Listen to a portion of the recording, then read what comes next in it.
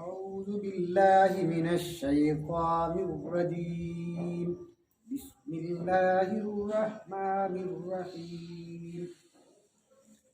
قل إن كانت لكم الدار الآخرة عند الله خالصة من دون الناس فتمنوا الموت إن كنتم صادقين ولن يتمنوه أبدا بما قدمت أيديهم والله عليم بالظالمين. ولتجدنهم أحرص الناس على حياة ومن الذين أشركوا يود أحدهم لو يعمر 1000 سنة وما هو بمزحزحه من العذاب أن يعمر والله بصير بما يعملون. قل من كان عدوا لجبريل فإنه نزله على قلبك بإذن الله مصدقا لما بين يديه وهدى وبشرى للمؤمنين. من كان عدوا لله وملائكته ورسله وجبريل وميكال فإن الله عدو للكافرين. وَلَقَدْ أَنزَلْنَا إِلَيْكَ آيَاتٍ بَيِّنَاتٍ وَمَا يَكْفُرُ بِهَا إِلَّا الْفَاسِقُونَ. أَفَكُلَّمَا عَاهَدُوا عَهْدًا نَبَذَهُ فَرِيقٌ مِّنْهُم بَلْ أَكْثَرُهُمْ لَا يُؤْمِنُونَ.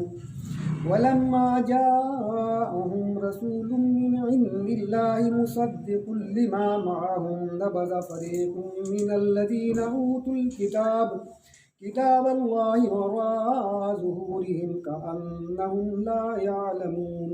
واتبعوا ما تتلو الشياطين على ملك سليمان وما كفر سليمان ولكن الشياطين كفروا يعلمون الناس السحر وما أنزل على الملكين ببابل هاروت وماروت وما يعلمان من أحد حتى يقولا إنما نحن فتنة فلا تكفر فيتعلمون منهما ما يفرقون به بين المرء وزوجه وما هم بضارين به من أحد إلا بإذن الله ويتعلمون ما يضرهم ولا ينفعهم ولقد علموا لمن اشتراه ما له في الآخرة من خلاق ولبئس ما شروا به أنفسهم لو كانوا يعلمون.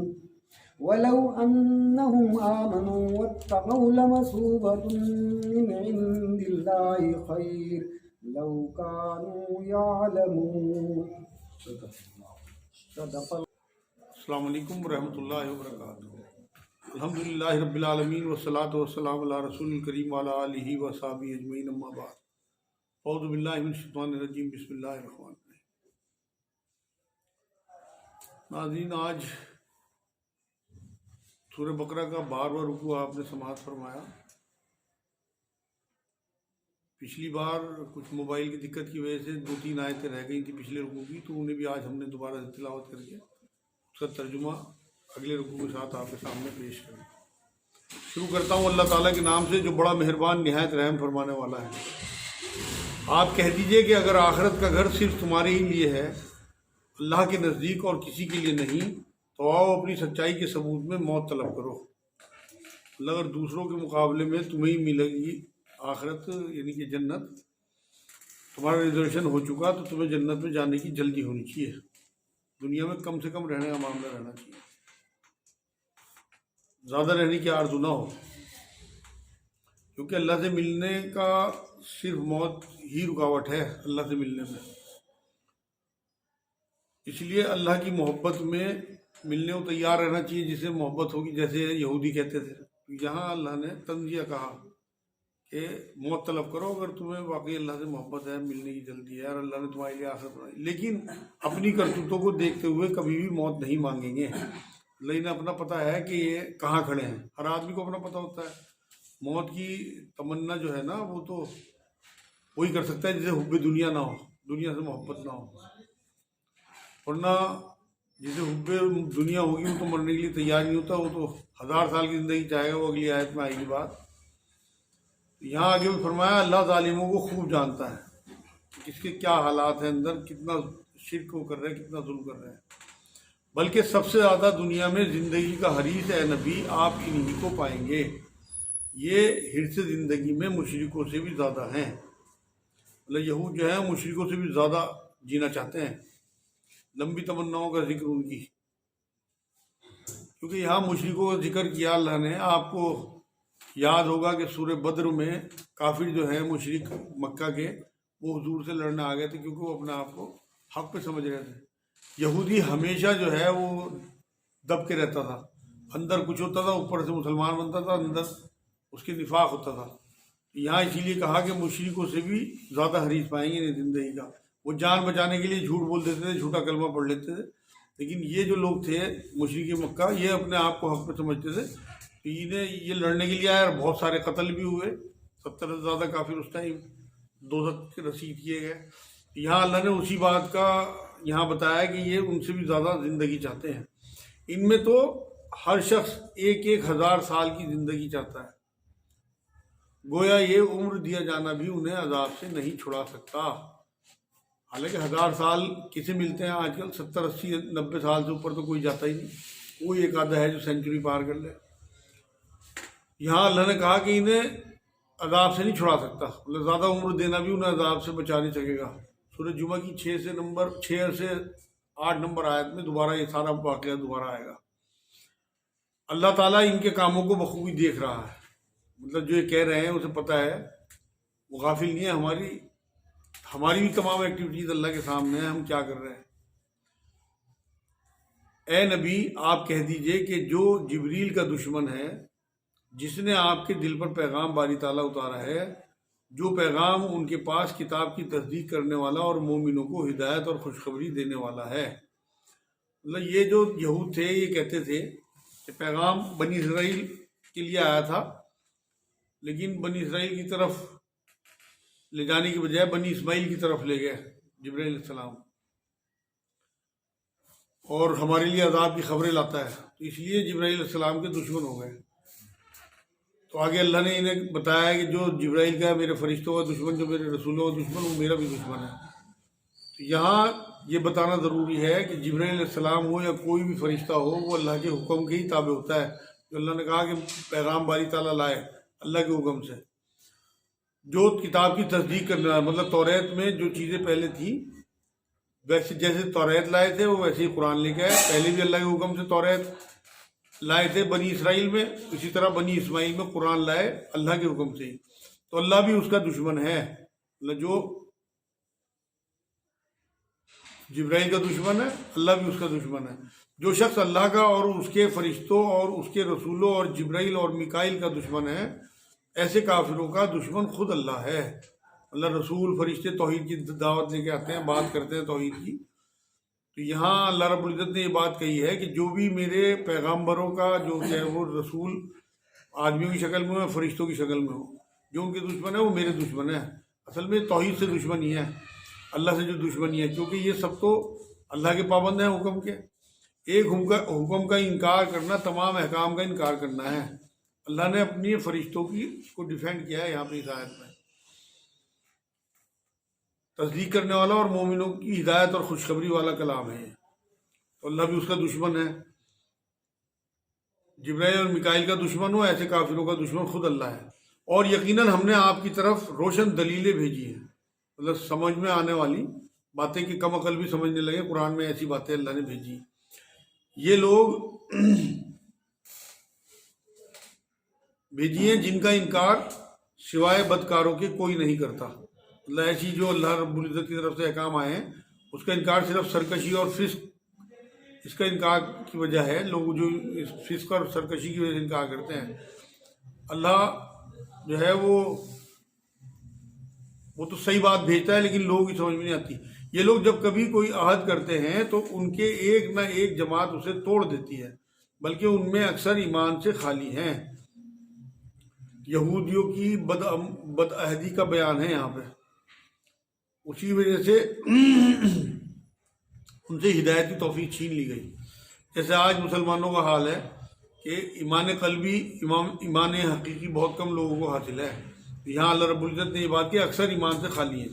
جب کبھی ان کے پاس اللہ کا کوئی رسول ان کی کتاب کی تصدیق کرنے والا آیا ان اہل کتاب کے ایک فرقے نے اللہ کی کتاب کو اس طرح پیٹھ پیچھے ڈال دیا گویا جانتے ہی نہ تھے، مطلب انجانے سے بن گئے جیسے جانتے ہی نہیں، حالانکہ پہلے سے اللہ کے کلام میں توریت شریف میں پیشین گوئی آئی ہوئی تھی، اللہ کے رسول کی بھی اور کتاب کی بھی کہ آگے اس طرح سے رسول آئیں گے اور آگے کلام لے کے آئیں گے، مطلب یہ اللہ کے کلام سے بے رغبتی تھی، اللہ کی کتاب سے لاپرواہی، بے پرواہی، بے رغبتی، پیٹھ پیچھے ڈال دینا ہی ہے۔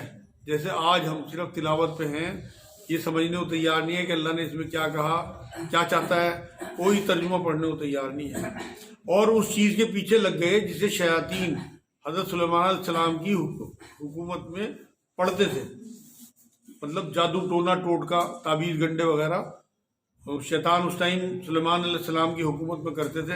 سلیمان علیہ السلام خود نہیں کرتے تھے، وہ تو شرک سے پاک تھے، مگر شیطانوں کا یہ کام تھا، تو اس چکر میں لگ گئے۔ اس وقت کا ذکر کیا گیا کہ سلیمان علیہ السلام کی حکومت میں جو جنات پڑھتے تھے، سلیمان نے تو کفر نہ کیا تھا، مطلب انہوں نے کوئی اس طرح کا جادو کا معاملہ نہیں سکھایا تھا لوگوں کو، بلکہ یہ کفر شیطانوں کا تھا، وہ لوگوں کو جادو سکھایا کرتے تھے۔ اور بابل میں یعنی کہ عراق میں ہاروت اور ماروت دو فرشتے جو اتارا گیا تھا، بابل میں ہاروت اور ماروت دو فرشتوں پر اتارا گیا تھا، مطلب یہ دو فرشتے اللہ رب العزت نے آزمائش کے طور پہ بھیجے تھے لوگوں میں کہ جو جادو کا علم بتانے کے لیے آئے تھے۔